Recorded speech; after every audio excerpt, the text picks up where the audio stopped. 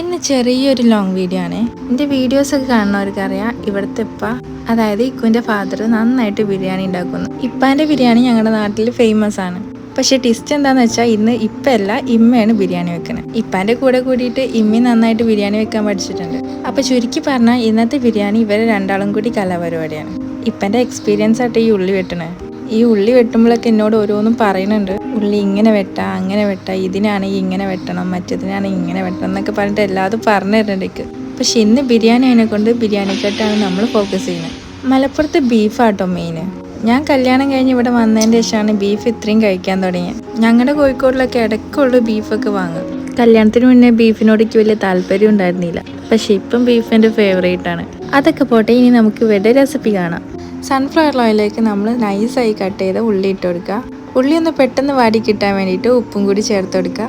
ഇനി ഉള്ളി വാടി നല്ല ബ്രൗൺ ആവുന്ന സമയത്ത് നമുക്ക് ഇഞ്ചി വെളുത്തുള്ളി പേസ്റ്റ് ചേർത്തിട്ട് നന്നായിട്ടൊന്ന് മിക്സ് ചെയ്ത് കൊടുക്കുക. എന്നിട്ട് കുറച്ച് മഞ്ഞൾപ്പൊടിയും കൂടി ഒന്ന് ചേർത്ത് കൊടുക്കുക. നേരത്തെ മഞ്ഞൾപ്പൊടി ചേർത്തുന്നത് ബിരിയാണിക്ക് നല്ലൊരു കളർ വരാൻ ഹെൽപ്പ് ചെയ്യട്ടോ. ഇനി അരച്ച് വെച്ച മുളകും കൂടി ചേർത്ത് കൊടുക്കുക. അതും ഒന്ന് മൂത്ത് വരുന്ന സമയത്ത് നമുക്ക് തക്കാളി, മല്ലിച്ചപ്പ്, പുതിനയും കൂടി ഇട്ടിട്ട് നന്നായിട്ട് ഒന്നുകൂടി വേവിച്ചെടുക്കുക. ഇനി എന്താ, ക്രഷ് ചെയ്തെടുത്ത ഗരം മസാല, പിന്നെ പുളിക്ക് ആവശ്യമായിട്ടുള്ള തൈരും.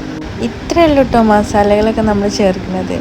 വെറും മഞ്ഞൾപ്പൊടിയും ഗരം മസാല മാത്രമേ നമ്മൾ മസാല ആയിട്ട് ചേർത്തത്. ഇനി എന്താ, മഞ്ഞൾപ്പൊടി ഉപ്പും കൂടി ഇട്ട് വേവിച്ച് ബീഫും കൂടി ചേർത്തെടുത്ത് നന്നായിട്ട് മിക്സ് ചെയ്തെടുക്കുക. ഇപ്പാൻ്റെ ബിരിയാണി എപ്പോഴും കുറച്ച് സ്പൈസി ആയിരിക്കും. എസ്പെഷ്യലി ബീഫ് ബിരിയാണി ആണെങ്കിൽ ഇപ്പോൾ എക്സ്ട്രാ പച്ചമുളക് ഇടാറുണ്ട്. ഇനി ഇത് അവിടെ കിടന്നിട്ടൊന്ന് വറ്റട്ടെ.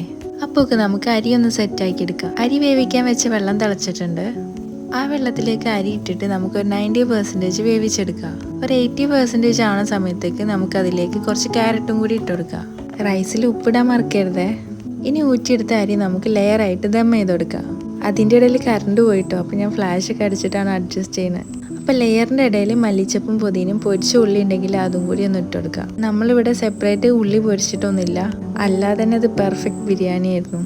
ഇത് കഴിക്കുന്ന സമയത്ത് ഇക്കുൻ്റെ അടുത്ത് ചോദിച്ചിട്ടുണ്ടായിരുന്നു, ഇതിൻ്റെ റെസിപ്പി പഠിച്ചിട്ടില്ലേ, ഇതുപോലെ എനിക്ക് ഉണ്ടാക്കി തരുന്നത് അവിടെ പോയിട്ടെന്ന്. ഞാൻ പറഞ്ഞു, എന്തിനാ പഠിക്കുന്നത്, ഞാൻ റെസിപ്പി തന്നെ ഷൂട്ട് ചെയ്തിരിക്കണം, അവിടെ പോയിട്ട് നമുക്ക് ഉണ്ടാക്കാമെന്ന്.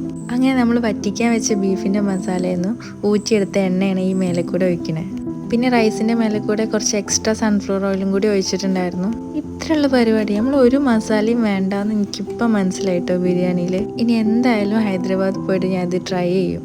സംഭവം എന്തൊരു ടേസ്റ്റ് ആയിരുന്നു എന്നറിയോ. ഞാൻ 2-3 ദിവസം മുന്നേ ഇട്ടൊരു ബിരിയാണീൻ്റെ റെസിപ്പീനെക്കാട്ടി അടിപൊളി ടേസ്റ്റ് ആയിരുന്നു. ആ മേലെ കൂടെ എണ്ണ ഒഴിക്കണതിനാന്ന് എനിക്കിപ്പം മനസ്സിലായി. എന്തൊരു സോഫ്റ്റ് ആയിരുന്നു അറിയോ റൈസൊക്കെ. ഒരു പിടി പിടിച്ചുകൊണ്ട് വായിലേക്ക് ഇട്ട് കഴിഞ്ഞാൽ അലിഞ്ഞു പോണൊരു ബീഫും നല്ല സോഫ്റ്റ് റൈസും. പറഞ്ഞറിയിക്കാൻ പറ്റാത്ത ടേസ്റ്റാണ് കേട്ടോ. പറ്റുകയാണെങ്കിൽ നിങ്ങൾ എന്തായാലും ഇതൊന്ന് ട്രൈ ചെയ്ത് നോക്കണം. വെറുതെ പറയല്ല കേട്ടോ, നല്ല ടേസ്റ്റ് ഉണ്ടായിരുന്നു. ഇപ്പം എങ്ങനെ ബിരിയാണി ഉണ്ടാക്കണമെന്ന് ഡൗട്ട് ഉണ്ടായിരുന്നു. ആ ഡൗട്ട് ഇങ്ങോട്ട് മാറി കിട്ടി. അപ്പോൾ ഈ കുഞ്ഞു വീഡിയോ ഞാൻ ഇവിടെ വൈൻഡപ്പ് ചെയ്യാണ്. ബൈ.